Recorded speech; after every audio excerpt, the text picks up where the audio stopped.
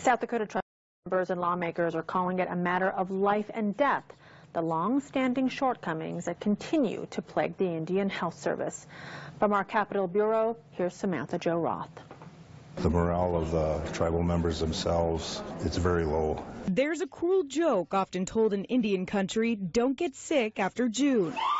The truth beneath the humor, the IHS yearly budget is typically depleted after 6 months. William Bear Shield of the Rosebud Sioux Tribe says if tribal members get sick, they're forced to foot the bill. Sometimes they choose just not to ignore their health concerns and try to deal with it until October 1st, basically. But the funding problems are only a small part of the picture. A lot of our tribal members get misdiagnosed. They get wrong medicines prescribed to them. David Flew, chairman of the Sisseton-Wahpeton Sioux Tribe, says his members don't get the medical attention they need until it's too late. The doctors know that they need some specialty care, but the Indian Health Service won't pay for it until it's a loss of life or a loss of limb. Lawmakers here in Washington seem to be relatively unaware of the problems plaguing IHS in the Great Plains.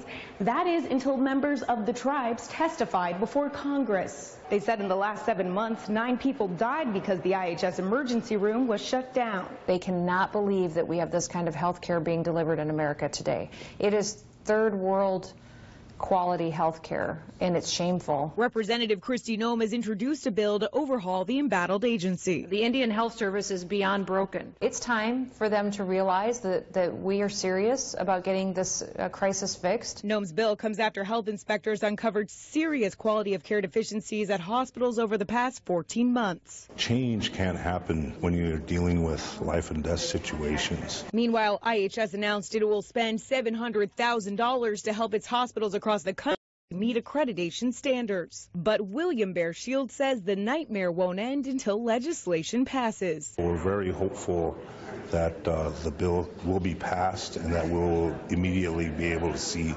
change. In Washington, Samantha Jo Roth, Coda Territory News.